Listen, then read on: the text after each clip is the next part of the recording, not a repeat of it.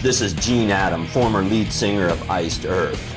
Be sure to subscribe to Podcast and Stone, and don't forget, join our community on social media. Metal lives. Ladies and gentlemen of the Iced Earth community, welcome to Podcast in Stone, the only podcast 100% dedicated to iced motherfucking Earth. We're back again with another Q&A, and as always, I am joined by the incomparable, the motherfucking incomparable Chuck Hoskins. Chuck, how you doing, man? Jason, how are you doing, my friend? I am good. It's a good day. Yeah, been playing some scary games. It's been good. Shit in my 'Tis pants. the season for Halloween chills. It is indeed. And we have a Q&A. People have submitted their questions for us, not for anybody else. So we did one a while back. That was actually pretty... We got a lot of good feedback on that, and people seem to like the change of pace. So this is going to be a bit chilled out, just us answering your questions about us, you know, just whatever you've asked us, because we haven't really looked through them properly. But yeah. So did you want to kick this off, Chuck? I'm sure we'll still talk a little iced. I just remember, I just remember you can't kick this off pulled up because you don't have the questions pulled up. Damn it! Anyway, I'll kick this off then. Well, I've got to drive the whole thing, really, don't I? Anyway, let's kick this off. Yeah. Adam Ortiz asks, household chore you hate the most? Wow. Do you want to go that first? I don't really have one that I hate, really, because it's all got to be done, doesn't it? So it doesn't matter if you hate it or not, it's got to be done. So I would like to think that my household chore that I hate is actually the dealing with the bills. That's something my wife takes care of. Yeah. I do the dishes, she pays the bills. I kind of like it that way. I think for me would be laundry, because it's so fucking time consuming. You separate whites, blacks, and colours. You have to load them. You have to fucking wait for that to fucking usually put it on for like 60 minutes. So you're fucking spinning that. Then you've got to like pull it all out, hang it up and stuff. It takes so long, man, to fucking, especially my t-shirts, because my t-shirts got prints on them, right? So I've got like turn my t-shirts inside out. Most of my shirts are band shirts, except for like just some casual stuff that I'm wearing now. But like, most of my clothing, especially t-shirts, are band shirts. So I've got to like put them inside out so I don't ruin the print. And it just takes forever. And you can't forget about your laundry, because if you leave it in the fucking washing machine for too long, it'll start to fucking smell. It smells like vinegar. It's horrible. I hate it. So you've got to get the clothes out to dry as quick as possible. Yeah, I solely because it's so time consuming. See, I couldn't disagree more. To me, it's you go down. We live in an apartment, so that kind of makes me get them out on time, because I don't like to leave them there for other people. So yeah, I think it's easy. I think you put it in and go do something for an hour. Yeah, it's not hard, but it's just I think the loading part is a bit actually not too bad. It's when you got to like take everything out. You know, I've got to put it in the right way, because I have to turn mine inside out and stuff. That's how I do it anyway. And then finding. So you're saying you don't like load or reload? Does that make you very Saint Angry? What podcast is this? What are you doing? Stop derailing the podcast with your Metallica bollocks, please. Please, do you mind? Okay, we'll talk about your all temperature cheer. Move along, Jason. Anyway, question number 2. We've kind of talked about this in our Has It Been a Nice Renaissance video, which we put out. Yes. When did I drop that? That was. You dropped it yesterday. Yesterday, yeah. That. John Baylor asks, what do we think of Purgatory reforming? And yeah, it's fucking great. I think we kind of gone over this already. Like, I think we really got our opinions through the last video. So I don't really want to It tread. is. It is a treat, and I can't wait to hear the other songs. Hell yeah! Like and like you said, we haven't got that long to wait considering it's almost November already. So yeah, we John, we think it's amazing. So yeah, we're looking forward to listening to more of the stuff. More than amazing. That is the ultimate Christmas gift. Gene Adam is awesome. Bill Owen is awesome. I need to make a Bill Owen is awesome shirt. If I made a Bill Owen is awesome shirt and put it on Redbubble, would people buy it? Not that I'm going to be making any money on it, because I'll just not care about making a markup. I'll let Redbubble take all the money. If I did produce that, would people be interested? I know Bill will, because he'd want one of himself. Bill Owen is awesome, but I feel like it's overdue because Bill is awesome. So comment down below if you would like a Bill Owen is awesome shirt. In America, we had a athlete named Bo Jackson. So everything he used to say was Bo knows, and since Bill Owen is B.O., Bo knows purgatory. Anyway. Yeah, I'd be curious to see if anybody would want a awesome Bill Owen is even more awesome shirt, something like that. I did do a mock-up design, which was more of a joke, which is it very much had Gene Adams' name crossed out. It said Bill Owen over the top. That's awesome. Carry on. Ulysses Hernandez, my bruv, Ulysses, what's up, my friend? He's asked a very difficult question because funny enough, I was talking to Ulysses last night on Skype, and he kind of brought it forward to me yesterday, so he kind of cheated, and I kind of struggled a little bit. But he's asking favourite singers, top 10 for each of you, or if that's too hard, top 5. Do you want to go first? Yeah, mine is pretty straightforward. Mine would be Matt Barlow, not in no particular order, because I can't rank. It's not fair to rank. In no particular order, it would be Matt Barlow, Daniel Hynem. Daniel Hynem is from a band called, he was in a band called Lost Horizon, which is like a power metal band. He's got some really, really, really high vocals. I've not heard a guy go as high as him. It's ridiculous. Listen, if anybody wants an example of Daniel Hyman as a singer, look up Lost Horizon and listen to the song Sworn in the Metal Wind. And there's an opening where he just fucking does falsettos and he hits such a high note, it's fucking ludicrous. Nice. So yeah, Daniel Hyman. I've always loved Gene Adam from day one, so I got to put Gene Adam on there. I forget who else I said. Probably George Corpse Grinder Fisher from Cannibal Corpse. One of the best death metal vocalists in the business, in my opinion. I forgot who else. Oh, King Diamond. I can't fucking forget the King. So that would be my 5. Matt Barlow, Daniel Hyman, Gene Adam, Corpse Grinder Fisher, and King Diamond would be my favourite singers. Nice. For me, I do have a favorite, and I've always said it. Barlow is my favorite vocalist. But honorable mentions to the other ones would have to be Joseph Michael from Witherfall is probably one of my favorites right now. Bruce Dickinson and Paul Stanley of Kiss have always been favorites of mine. And Gene Adam, of course. And I love Michael Sweet from Stryper.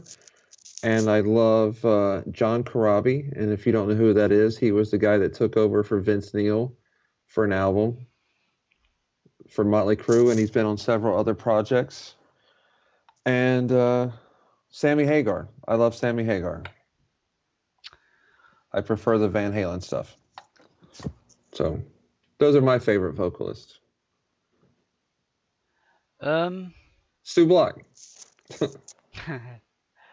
I'm just trying to think of singers I like that are not metal. Not because I've just named metal singers basically. I'm trying to think. That's a good question.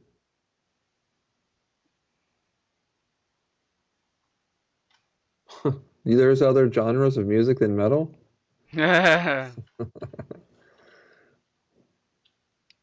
Well, Sammy Hagar is not really metal, so I named one.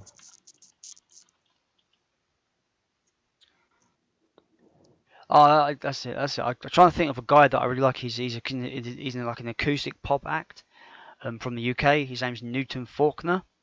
Really good vocalist, really good songwriter, really good singer. I really like him. I think he's really good. And he's an acoustic artist. Yes. I love acoustic music. I recommend. I've not really listened to much of his newer stuff, but his first album that came out in like 2006. It's called Hand Built by Robots. It's really good. Highlight tracks from him are songs like Dream Catch Me. Is a really good kind of just like catchy pop acoustic track, and he's got some really weird songs like UFO, which basically asks the question of us to imagine if we were the aliens coming to Earth, what would we think of the human race? It's really catchy, and the lyrics are quite comedic as well. So I highly recommend Nice. Newton Faulkner. Now, for the Diamond stuff, do you prefer solo or Merciful Fate stuff? Oh, solo all the way. I still really like the Merciful Fate stuff, but I just think what he was able to create in his solo career is, to me, it's leaps and bounds above the Merciful stuff. Personally. I think it's awesome how many people are commenting about the new Purgatory song about the King Diamond-ish vocals. I think it's awesome. I think it's a deserved comparison. Absolutely. Very deserved comparison. Good question, Ulysses. Yeah, thanks, bruv. I don't usually talk like this, but Ulysses, he likes the fact that I tried to show him some different accents, and there's this kind of accent that these kind of hooligan kids put on in London. We call them chavs in London. And they're like, "What, bruv?" And all that. They try to act. They try to change their voice so they're actual tough. Do you know what I mean? And it's just so stupid. I just think it's pathetic. But Ulysses finds it funny, so that's what I do now. Every time his name pops up in the question, I'll be like, "Ulysses, my bruv." Yes, bruv. Anyway. Anyway, moving on. Thanks for that question, Ulysses. That was a really kind of a tough question, but we got through it unscathed. Anyway, Richard Clark asks, who do you think would be good to play an Iced Earth festival if they ever made one? You do realise I'm just going to be naming bands that I would just love to see on a bill with Iced Earth. That's essentially what you're asking, right? Does he mean? I saw that question. Does he mean like a headlined festival by Iced Earth, or like a? Like, I think he means John Schaefer, like Slipknot did with Knotfest. John Schaefer does his own festival every year, kind of thing. Do you want to do it? You want to go first? I think. Thing is though, right? It all depends on what kind of festival John would make. Would he make just a strictly kind of like traditional classic metal festival where it's all just like traditional heavy metal? I'm just gonna throw bands out there that I think that John would probably book if we're gonna just go in by the assumption of this is classic metal, because that's what I consider Iced Earth to be through and through personally. So. Bands I would throw in there is Nasty Savage, Battle Beast, Halloween. I would say Maiden, but I don't think he'd be lucky if he can get Maiden for it. But man, it's a hard one. Yeah, those three. Yeah, what I just said. Crimson Glory are really good. I'd probably put them in there. Yeah, I don't know. Ashes of Ares. Witherfall.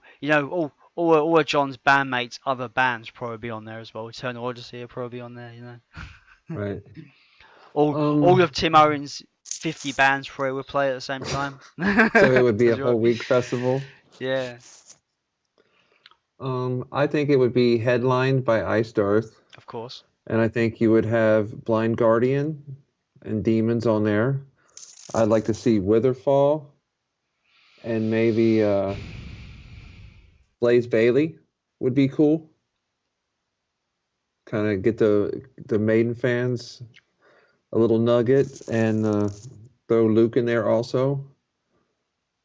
And those would be my favorites. Of course, I'd want to see Ashes, Absolva, all. But I mean, Of if course. I was fantasy booking, it would just be Iced Earth bands throughout the night. I wouldn't even need We, Blind Guardian we if it can't was fantasy booking. we can't forget the most important band that should be booked.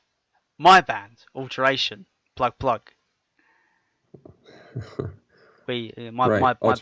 My band should play it. Yeah, That's what I meant. we should be like main support. Yeah. Everyone's saying, "Shut up, Jason. That's not going to happen." It probably won't, but I can dream. I can dream. Damn it. Anyway, I guess there's two ways of booking that. If I did a fantasy booking, it would just be all Iced Earth related. We'd get some Ashes, some Jacob's Wells, some Seventh Servant, but that kind of all goes back to our last episode. Pretty much. But Blaze Bailey, I think, would be a cool co-headliner with Iced Earth. I think that would be a good mix. And people have been dying for years for Blind Guardian, Iced Earth, Demons all on the same night. I'll be honest with you, right? As we were talking about, just like, as we were talking about bands that would be under Iced Earth on a bill, so to speak. I don't think I've liked any bands that have supported Iced Earth every time. For all the shows I've seen them, I've not cared about the support bands at all. Because 2011 it was White Wizard who didn't turn up. They were kicked off the tour before my show. And Fury UK, which obviously was Luke's band before, but I didn't care for them, if I'm honest.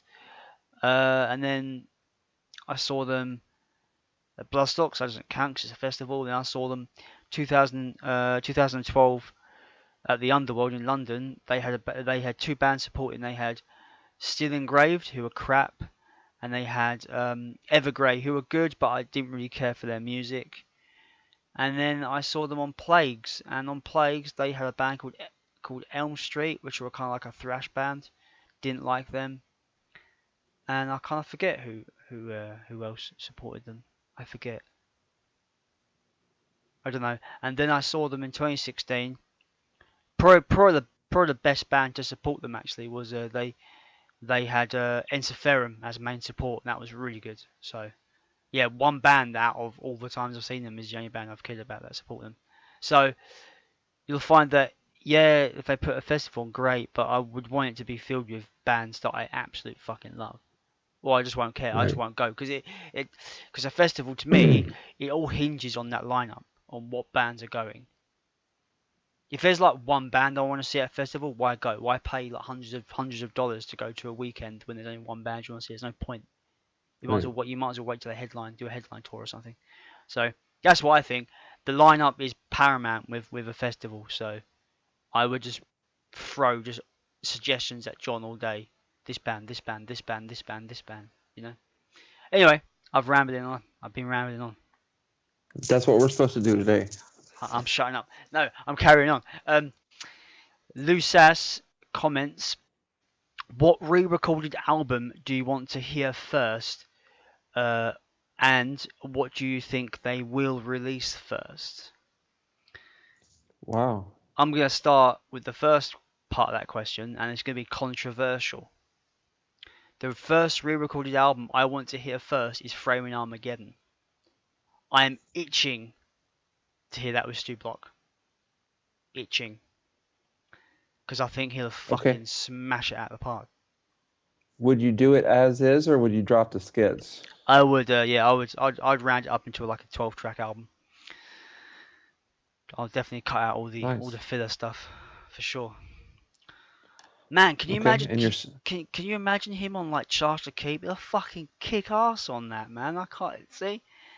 I would love for them to do a double disc of both that and Crucible and trim back some of the nonsense and Divide the Vow and just make shit. it. No, I like Divide Devour. How many times are we going to have this conversation? Just cut cut Divide Devour out, and that'd be that. That would technically make the album 50% better if you just cut that one song out. I listened to It's that song just yesterday, and it's I that laughed bad. when I heard it. It's that bad. I hate it so much. Anyway, Okay. my second half for that, I just can't help but feel like they're going to put out Night of the Storm Rider because it is the fan favorite of their career. And I just got this sneaking suspicion that it's John's favorite album. I've just got this feeling. They're all his children, and don't make him choose. Okay. Well, it does choose because Burnt Offerings is down the bottom of the list. Right. My part might be controversial as well. The one I'd want to hear the most is I would want to hear Burnt Offerings because I love how Stu did Dante's, and I think his version of and this isn't on Burnt Offerings, but I love his version of Damien from Curion. And I think that he just has that dark evilness to him that would totally own that album. And I love the album as is, but I think that hearing him do Diary and some of those others, I would love to hear an extended acoustic part for Pure Spirit. I think he would nail that. I love that acousticness to that. So that would be the one I'd want to hear the most. And I think that which one would actually come out, I think it would be one of the first two. Okay. I don't see him starting with like Wicked or Dark Saga or anything like that. Yeah, that makes sense. So I think either one of the first two, and I don't know, it kind of doesn't make sense to start at two, but I would like it if they didn't have to go, from a schedule, just whatever they feel like doing at the time. I'd like to be surprised. So yeah, great question. Yeah, going by what John told us, the first three albums are going to be done first, but we just don't know what order they're going to come out. That's all we really know. Because according to John, if I remember correctly, it all depends how well they do, whether they're going to do more or not. But we'll see. After the Demon cycle is over, do you see them getting in and doing a new studio album, or maybe knocking one or two of these out? I can see us getting 2 re-recorded records a year. Because if you look at this Purgatory thing and how quickly they turned that around, because Gene told us, like, he even commented on the podcast group about, it was basically recorded and produced within the limited downtime that the band had during their tour. John got that done. So I reckon John knows enough in the studio where he can, I'm not saying rush them, but get them to a really high standard in not a lot of time. That's what I reckon we could see, like, an album every 6 months. That's what I reckon. I would love that. But I'm kind of torn. Like, I want this cycle of reissues to start, but in a year and a half from now, I'm going to be jonesing for a new album as well. Oh yeah, look, don't get me wrong. I want new music because I want them to tour again, so they can skip America this time and come to the UK. Yeah, you know what I mean. Anyway, I'm only joking. They can go to UK and America. Anyway, right. I'm only joking. Yeah. It is kind of like I don't know, like it's hard to say because do you think they could go in and do a new album, but then start doing the re-recordings after that? I don't, because that means they've started a new album cycle, so they got to focus on the new album, so they can't do that. Because take away from the new album. Or there's bands that go into the studio and like mess around and record a couple covers just to kind of get in that flow. I think they would be able to easily go in and knock out Storm Rider as they're writing. That could be a possibility as well. God, I would love to hear Stu do Stygian. You know what I'm going to say? Mystical Inn? Yeah. I want that too. Need to hear it. Anyway, moving on. Thanks for your question, Lou. That was really awesome. Christopher Lofson. Ellefson. Fuck's sake. Anyway, he says, Christopher. he asks, what's your favourite podcasts to listen to? Was there any of them that inspired you to start your own? I'm going to let you answer this one first because you've pretty much got most of the information there because you're the brainchild of this operation. I stumbled upon a Kiss podcast. I'm a lifelong Kiss fan, not nearly as much as I used to be, but anyway, about 2 years ago, I stumbled upon a website or a podcast, and I started watching them. Then I started power watching them, and it was the name of the podcast is called Three Sides of the Coin, and it's a Kiss dedicated podcast. And they had an old guitar player on there. And when during that episode, that's when I kind of had a light bulb, and I was like, why isn't people interviewing Randall Shawver? Why isn't people interviewing Gene and Larry?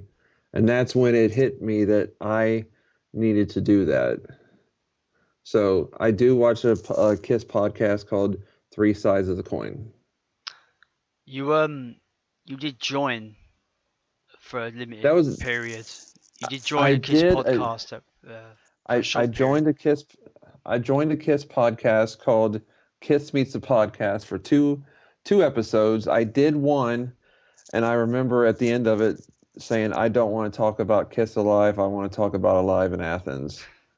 And by the time I done the second one, I was already mentally checked out. I didn't want to do it. I was just going through the motion, and me and you were in talks by the second one.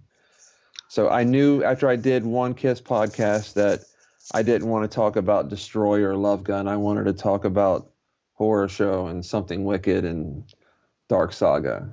So that's my Kiss history or Kisstory. And Jason? And I just want to say, for one thing, just for the record, there's nothing against those guys that could miss a podcast, either, is it? It's just the way you were feeling, No, well, there was no Iced Earth podcast to watch, or I would have watched it. Yeah. I mean, if there was one, me and you wouldn't be talking right now because I'd be happy just watching somebody else interview people. But nobody did it, so I said it needs to be done. I'd rather be the leader than the follower, my friend, and we're definitely leading. I don't see any other Iced Earth podcasts. Just saying. I'd watch them. If I've watched. I'm getting to my answer now. I'm a big video gamer, so there's two big podcasts that I watch regarding video games, which is the Co-optional podcast. It was a podcast from the late great John Total Biscuit Bain, who sadly lost his life to bowel cancer back in May, which kind of messed me up a little bit. Because I've been following his content for like 6-7 years, and that really hit home. He was like 33 years old, so that was really shit. That really hit me hard. I found it really upset. That really upset me. But his wife, due to his wish, has carried it on. So that's still going. That's a weekly podcast. It's like a 2-hour podcast where they talk about news in gaming, what they've been playing in gaming and stuff like that. So that's fun. It's usually a three person podcast with a special guest. So it's Jenna Bain, which is Total Biscuit's wife.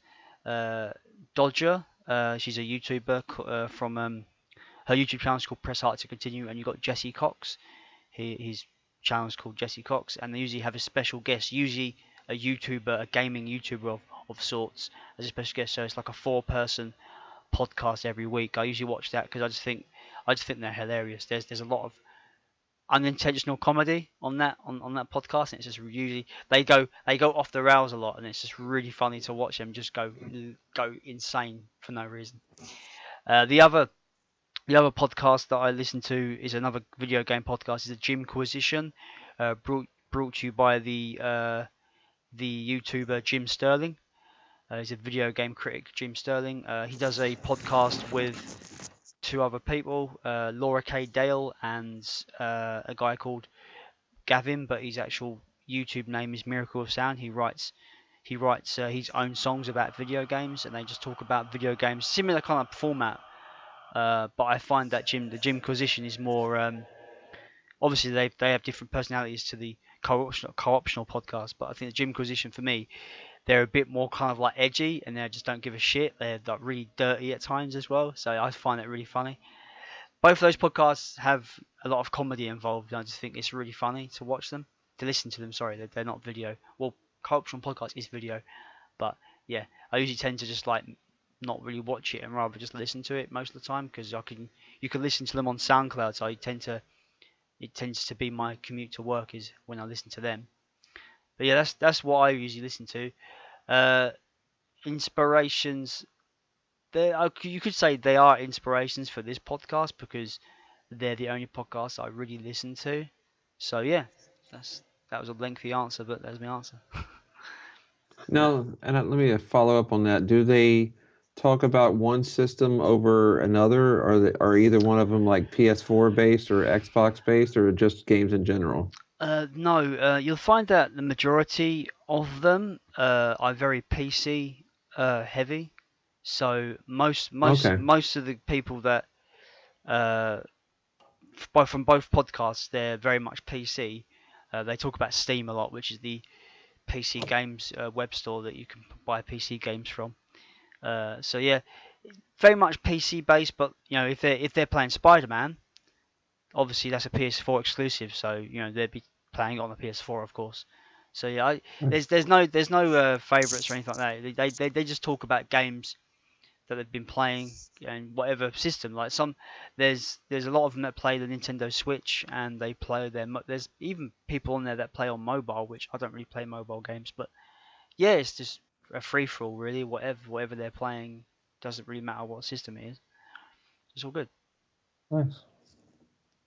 And just a side note, there's also actually he's an Iced Earth fan and he's a member of our group. His name's Brody. He has a network called the Downfall Network, and he reviews like Maiden and stuff like that. And he does like little documentaries of bands, and there's some humor in those. So they're little like 30, 40-minute documentaries. I watch those. I enjoy those. That's called the Downfall Network. So good question. And of course, I watch Podcast and Stone because it's the best. Man, you be careful, man, because I can just see your head getting bigger by every episode your head gets bigger. You know what I mean? So be careful. Sure. Be careful with that. You know what I mean? I want to shout out a podcast, but I always get the name wrong when I think about it. Okay, here we go. I want to shout out Brandon Stone and his podcast, Game Addicts Podcast. Yeah, he does a podcast where they talk about the just kind of like, you know, news, just certain topics about specific games and stuff like that. At the moment, on Saturday, November 3rd, he'll be helping to raise money for Riley Children's Health in Indiana. I can't say that word. Indianapolis. Yeah, where he's got the whole day pretty much mapped. It's going to be basically a whole day of Twitch streaming for the Riley Children's Health. So check that out if you're into that. So I just thought I'd just give him a shout out because he's been really supportive of our podcast. So he's a cool dude too. Yeah, he's a dude. Good, he's awesome. Good shout out. I think that's who I go to with all my comic questions also. Yeah, I think he's a big comic nerd as well. I wouldn't put it past him. Wouldn't put it past him at all. I need to find questions again because I made the mistake of like going back. Leaving the page. Yeah. Damn it.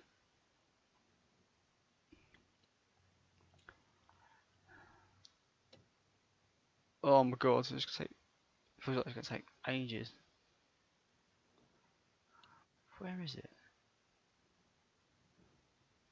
Well, while you're looking for that, I'll also say that it's not a podcast, but I also enjoy Eddie Trunk. Are you familiar with Eddie Trunk over there? No, I think that's strictly an American thing. He has a satellite radio station called Trunk Nation, and he talks about some really cool stuff. So anytime I see his little clips on YouTube. They could be anywhere between 3 and 40 minutes. I'll listen to him go on. Kind of enjoy that. Cool, man. I've got them back up now. So, Christopher Ellefson, thank you for your question. Yes. Dino, I'm not going to pronounce your surname because I butcher it like always. Dino comments, as a thrasher, I have to ask both of you favourite thrash metal bands, and are there any relatively young bands that you are a fan of? Oh, good question. Probably my favorite thrash band of all time is Anthrax. Just always dug them in the 80s when they were always on TV. I actually am one of those guys that really enjoys both singers. I enjoy John Bush as much as the Joey. I actually got to see John many years ago at a club setting, and they were awesome. And I seen them last year with Slayer.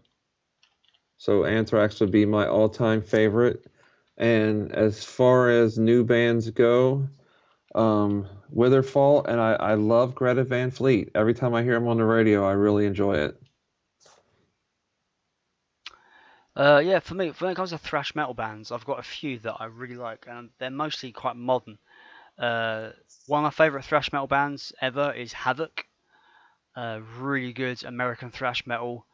They put out an album last year called Conformicide. Fucking great thrash metal band.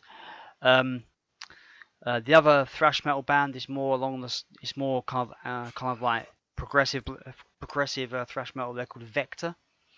They sadly broke up last year, which is sad because their last album, The Outer Limits, was fucking incredible album. One of the newer bands that I've really kind of got into recently, which is also thrash metal, is a band called Insanity Alert, which are really kind of one of those just super fast party thrash kind of bands. Really, really cool. They've got an album called Moshburger, which is hilarious. Check it out. Moshburger. Nice. Good question. As for young new bands, like I don't know what he meant by like young bands. Is that like really really new bands that I'm really getting into? That's how I. A couple of bands that I've discovered recently that I really think are really good. One band's called Bokassa. They're from Norway. They are kind of like stoner punk. Kind of, they give me kind of a Motorhead vibe, but they're more riffy, and they've got serious riffs, proper stoner riffs, like proper heavy stuff. They're really good, and I discovered a band. They're from Northern England. They're called Haggard Cat. Think of a two-piece Queens of the Stone Age, but think of it as like they're heavier than Queen of the Stone Age, and they're a two-piece. They were incredible. They were great, and I saw them live as well. So they're the two kind of newer, younger bands that I've been introduced to, which are really good. Nice. So yeah, thank you for your question, Dino. David Mortez de Oka. Is it Oka? I don't know. Sorry. David. Yeah, David. Anyway, David asks, I would like to know when you are interviewing John again. I know you did it last year, but many things have happened since then, and it would be very interesting to know more about Purgatory, the re-recordings, Sons of Liberty, and of course the future of Iced Earth. Thanks, guys. Now we haven't really reached out to John at all because we're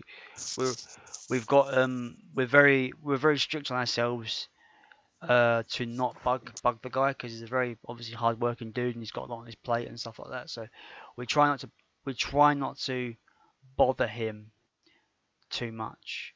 And he's currently in Germany working with Hansi for the Demon's Wood stuff. So I don't see it happening this year, but hopefully next year we may be able to get him on to talk about demons. He might be home for He might be home for the Christmas time.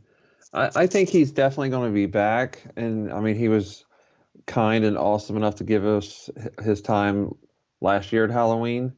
Yeah. And I think when he has some time to give us a couple hours, he will. I mean, the dude's always working, Yeah. always.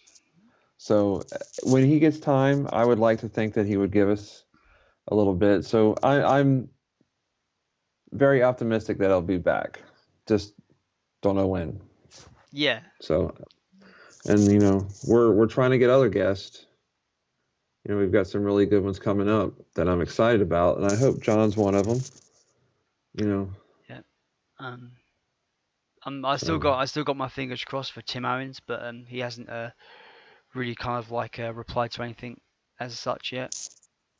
On Tim's Facebook page, he just put that they're booking U.S. dates, so I'm really hoping to be able to meet him at one of those dates and talk to him in person about coming on. Is that Three Tremors? I assume so, but he's got so many things going on. It could have just been. I tell you what, I listened to some Three Tremors yesterday. It's really good. Okay.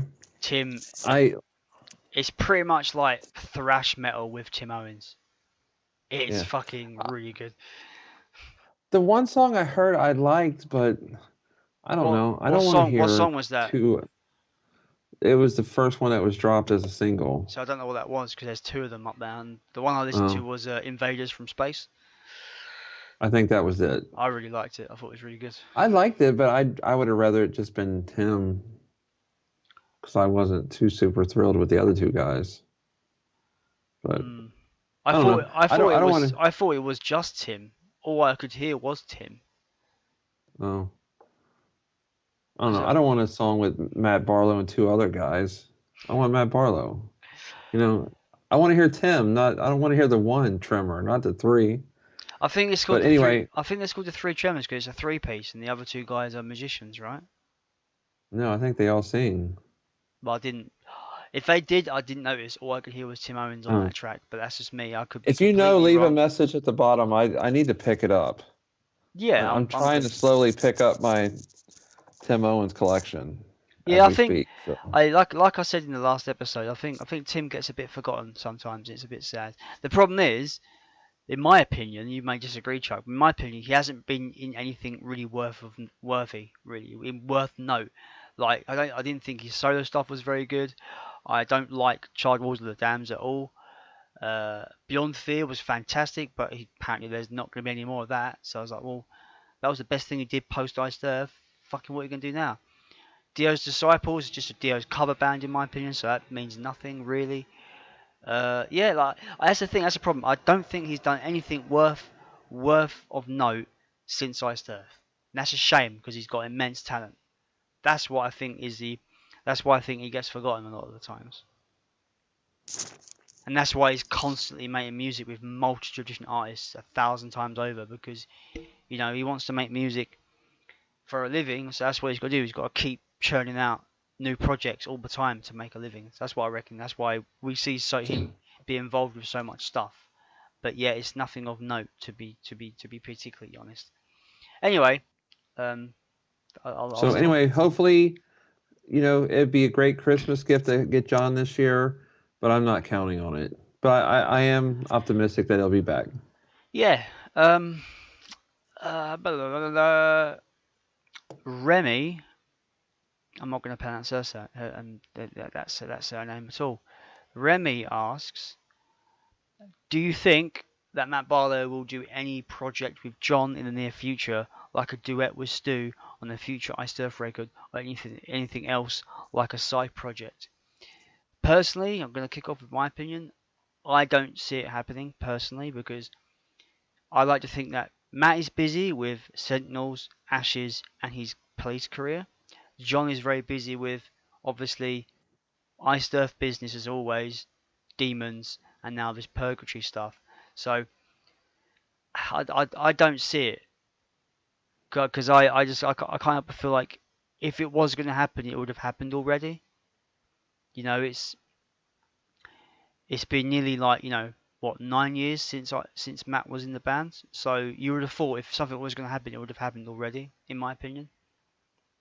Right. Well, I'm sure this question is based on two things.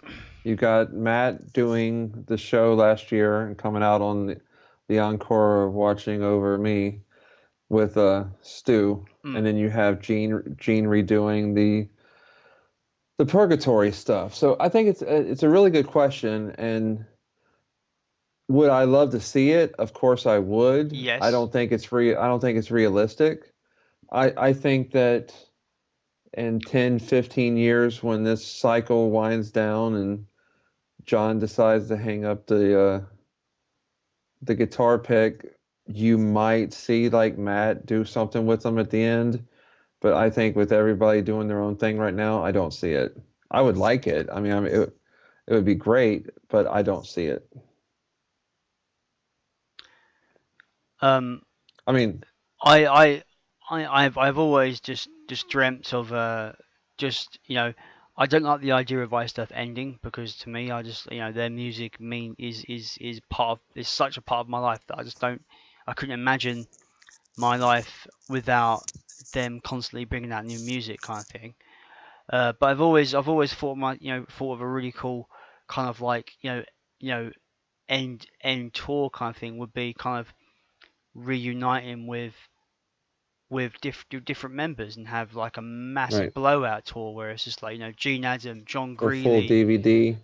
Yeah, just have everybody, like, you know, as many people as you can get to be a part of it. You know, just celebrate the history of the band. That's what I would like.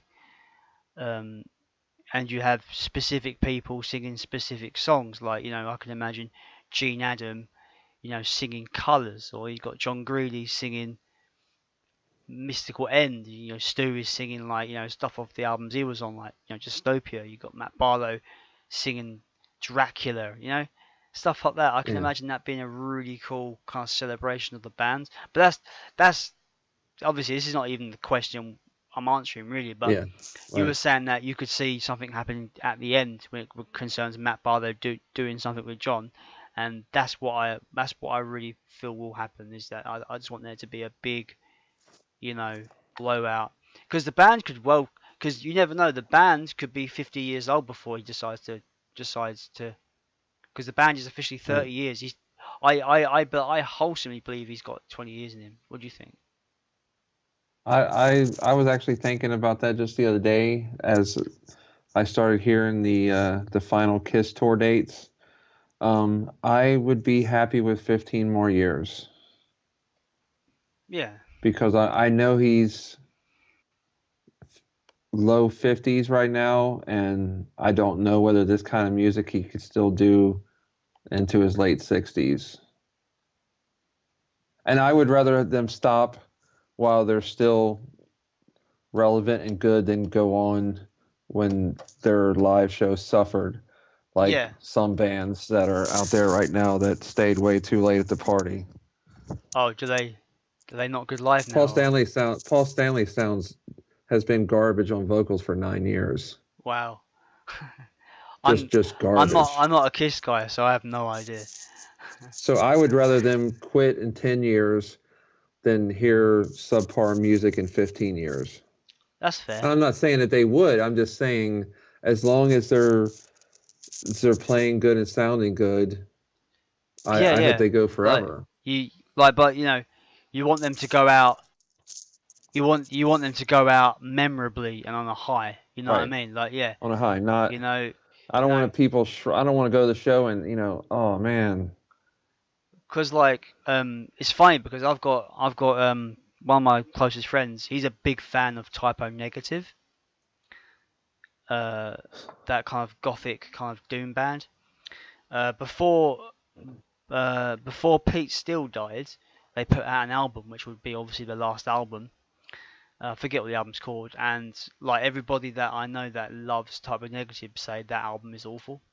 So the last album they made apparently is not good, and I don't want that to be myself. I don't want to be, oh, that last album myself put out was fucking shit, wasn't it? I don't want that. I don't want that to happen. Well, saying that, I don't think anything will be downright shit because it's John Schaefer and No. he's an incredible songwriter. But I just don't. I don't want to accept anything that's subpar because I know the band can do better than that. And one side note before we go to the next one, I'm not a huge Disturbed fan by any means, but their new album just came out, and they, as their extra track for their deluxe edition, they did the cover, The Sounds of Silence, with Miles Kennedy. Have you heard that? I know you like Miles Kennedy. And it's fantastic. So if they put something like that on a extra single or something like that, it would be huge. It wouldn't have to even be new material. It sounds incredible. Look it up tonight. It's Disturbed with Miles Kennedy. No, I'm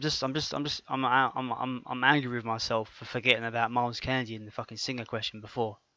Fucking Miles Kennedy is one of my favourite singers. Fucking yes.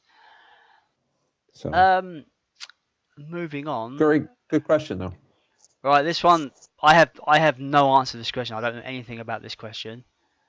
Remy asks again. She said, "What is your knowledge about the Quebec?" I'm guessing I'm pronouncing that correctly. Quebec. Have you heard any myth? Now I don't know anything. I can't answer this question at all. I don't know what about the Quebec. There is a myth that a lot of people don't know about that I'm going to go pretty deep on here. That Quebec is in Canada. That's all I know about Quebec. Quebec's a city in Canada. That's the only thing I know about Quebec. See, I know that, but the way they've phrased it is like the Quebec, as if it's like some fucking monster or something. That's what I thought. I was know like, nothing what? about that. Yeah. I almost feel stupid not knowing. Well, I'm not from Canada, so should I know? I gotta go talk for a second. I gotta see the myth of Quebec real quick. Yeah. So Chuck's doing that. I don't know what I'm doing. Yeah, but Miles Kennedy is great. Have you heard a new song with Slash? No. I kind of didn't really care for his stuff with Slash. Like, I've not actually listened to any of it, to be honest. There's one song on the radio that's actually really good.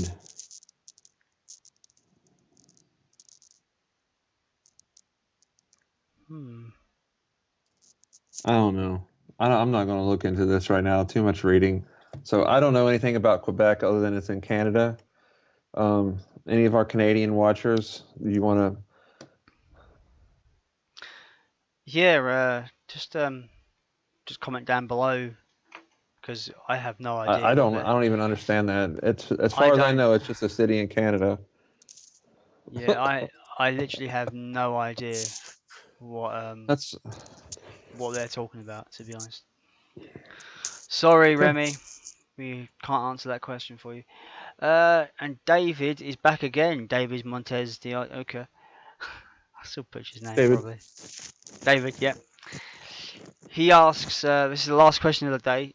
He asks, do you guys like Avantasia? I fucking love it. I think that Tobias Sammet should invite John to do some killer riffs. As you may know, Tim sings on the Scales of Justice track from the Wicked Symphony album. Totally awesome. I don't know. I've never listened to that band personally. I've got nothing. I've heard it's good. I've heard there's this mad, like proper, super, like ridiculous storyline about outer space and crazy shit, and apparently it's bonkers and sounds cool, but I don't know. Like I know they're kind of like symphonic power metal, and I've really gone for power metal recently. Like it takes a lot for me to really get into that kind of stuff anymore. Really, I've really gotten into more kind of like just disgusting noise, if that makes sense. Like, you know, death metal, sludge, grindcore. I've really gotten into some fucking filth music. That's what I'm gonna say. I've been listening to some Korn with my son. My son started listening to a little Korn, so I've been listening to Korn with him. I think it's cool to hear him listen to some different stuff. You know what? The Iced Earth catalog keeps me so busy. I don't venture out as much as I should. And when I say the catalog, it goes to the bands we mentioned in the last episode. I give Witherfall tons of spins, and all these side projects keep me so busy.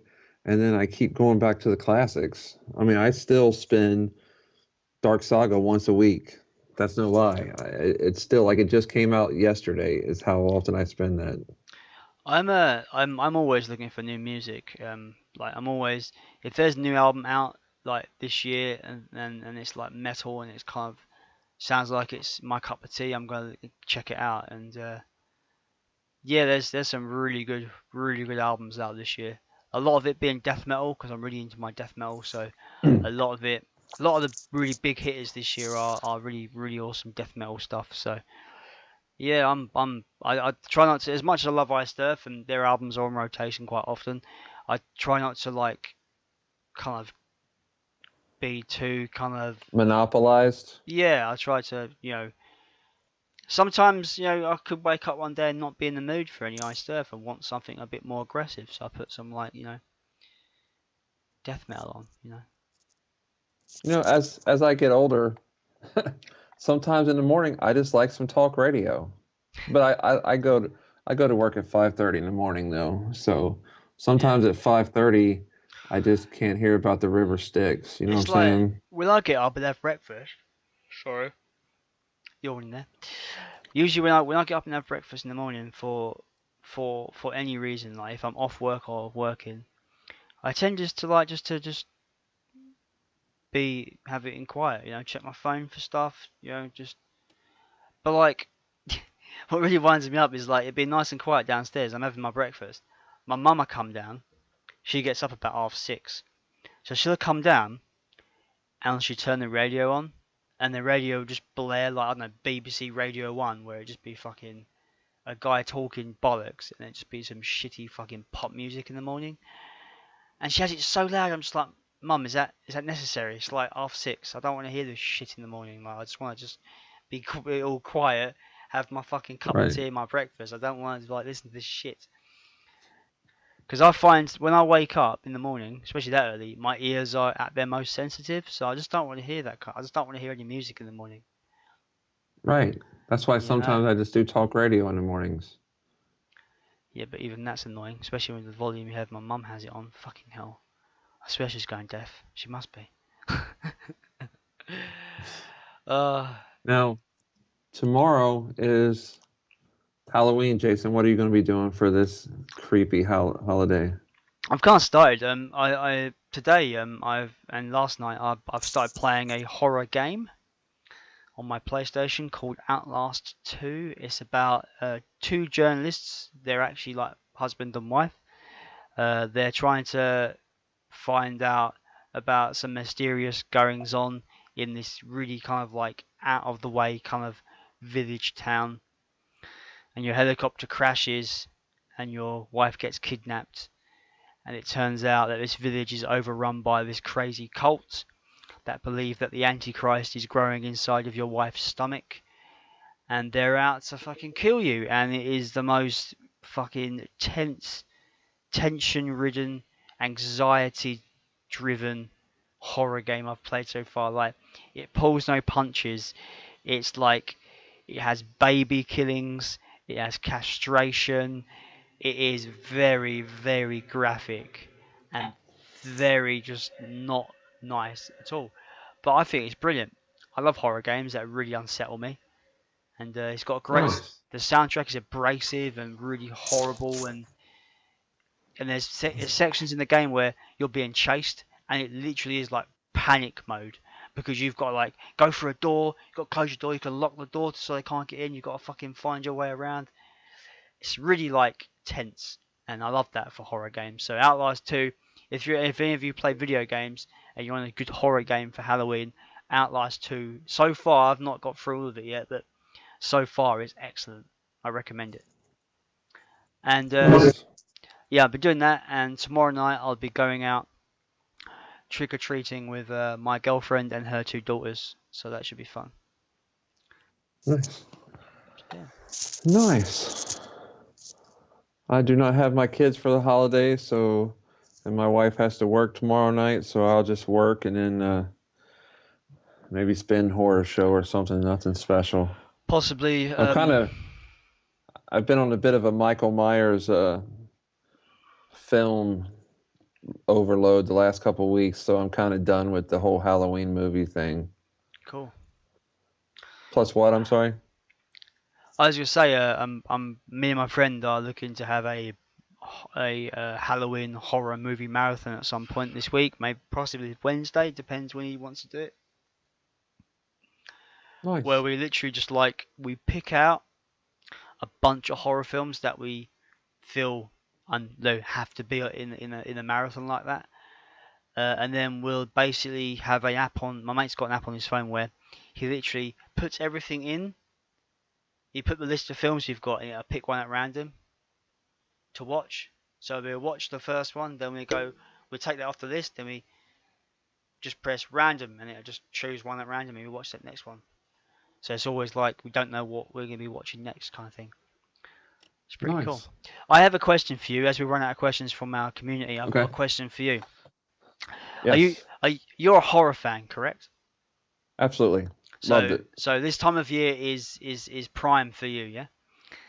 Mhm. Right. Me and my girlfriend, we're looking to do a marathon as well. We've come up with this stipulation for a movie marathon. Okay. To make it easier, 5 films, right? 5 horror films, 2 classic, 3 modern. What would you pick?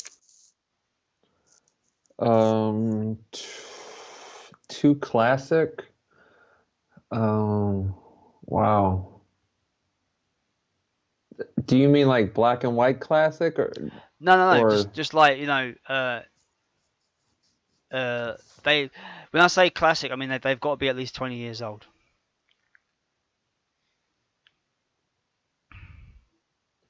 To me, the greatest horror film ever is The Exorcist. Oh, give it there. So I Exorcist agree 100%. Exorcist has got to be up there, and wow, maybe Texas Chainsaw Massacre. Gotta love a little Leatherface, although I kind of like the remakes better than the original. I'm not a fan of any of those films, to be honest. So The Exorcist, Texas Chainsaw Massacre, three modern ones. Three modern ones. One I would pick would be I love Hostel 2. I love Hostel 2. You ever seen that? Can I ask you why 2? Because I don't know. I liked it better than the first one. Oh, okay. I like them both. And I'm looking. Me and my wife watched one the other day. It's called Terrifier. It came out in 2018. Is that a clown? Is that a clown movie? It's a clown. Yes, yeah, it I've is. heard about it. Is it good? It is amazing. This guy is creepier than Pennywise. He's creepier than the guy in the movie. I mean, he's just look at him and he doesn't say anything. He's just creepy, and he doesn't. Let me just say, when he kills, it's not implied. You see that stuff. It's gruesome. Is it graphic? Yeah. It's very graphic. It's almost like Rob Zombie was kind of helping produce a little bit. So Terrifier, I would suggest that's the one I'd see first if I haven't seen any. And a third one I just watched with my wife and boys this weekend. It's called Unfriended: The Dark Web. We actually really enjoyed that one too. Cool. So there's Chuck's picks, but Terrifier, I'd watch that first. It's brutal. He's creepy as shit. Is it on Netflix or where'd you watch Yes. it? It's on Netflix. Okay. Yeah. I might have to. I found that. I might have to put that on tonight then. I stumbled across a YouTube suggestion of the top 5 scary movies on Netflix you need to watch, and the person who reviewed it said it kind of had a zombie feel to it, Rob Zombie. Yeah. So I checked it out. And we were just jaws dropped. It's awesome. So, there you go. I dig it. My 5 would obviously 2 classics, 3 modern. Mine would be As you chose The Exorcist, I'm going to choose something different. I'm going to go with Scream. Nice. And I'm Saw going it at the drive-in when it came out. Loved it. fantastic film. Shame about the sequels, but I digress. Yeah, Scream and Evil Dead 2. I fucking love Evil Dead 2. It's a masterpiece. Why Evil Dead 2 and not 1? Because Evil Dead 2 is just better. Good That's answer, right? Simple as that. Really. Yeah, as for modern, I would go with Saw. That's still modern in my eyes, and that is One? still, yeah, it's the best one. I love that film. It's great. It's a great horror thriller. Then I would say It Follows. Really good 70s inspired kind of suspense horror. If you've not seen it, Chuck, Okay. I really recommend it. It's really good. I've heard of it, but I haven't seen it yet. And for my fifth pick, I'm trying to look over to my films. I can't see nothing. Damn it. I always struggle with my last pick. I probably will go with Twilight. Get Fucked. I don't know.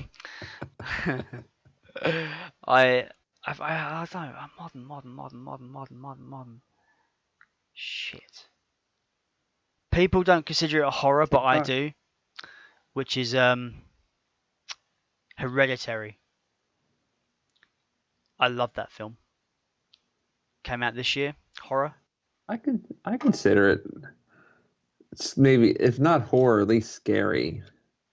Horror. Yeah. That's my pick. So I picked Scream, Evil Dead 2, It Follows, Saw, and Hereditary. So yeah. Comment down below your 5 horror movie marathon picks. That'd be 2 fun classics, to see. 3 modern. Yeah. Yeah. See who's still watching 40 minutes into this beast. I will definitely think about checking out that. Is it Terrifier? Did you say? I always get it mixed up whether it's Terrifier. Like I remember I told somebody and they couldn't find it. I said Terrorizer, but it's Terrifier. Okay, cool. And if you can't I will check it remember, out. if you can't remember this, just remember to Google clown movie on Netflix, and that'll take you there. Because that's what I just did a minute ago. Awesome. So It's been a fun one, Chuck. It's been good. it is kind of laid back. We snuck a little Iced Earth in, talked a little bit of other music, talked some movies, personal life. It's been a fun one. It's been good. Have a good Halloween, sir. Happy Halloween to all watching, and you course. yourself as well. It's going to be a rainy one here. Like starting in the morning, it's going to rain for like 48 hours in a row. So it's going to be a rainy one here in Ohio. It's gonna be moist. That's not a word you want to hear, but it's Halloween, so I said it. Tomorrow. Take us home, Jason. Tomorrow marks the 1-year anniversary of our John Schaefer interview, part 1 at least. Yes. So, do us a favour, give that a watch if you feel so inclined. No doubt people will be spinning Horror Show tomorrow to mark the holiday. For sure, I know I will. Yeah, bust on your horror films, go out with your kids trick-or-treating, and scare the living hell out your neighbours. I've been Jason. I've been joined by the incomparable Chuck Hoskins. This has been Podcasting Stone. Thank you ever so much for watching. Until next time, see you soon. Bye-bye.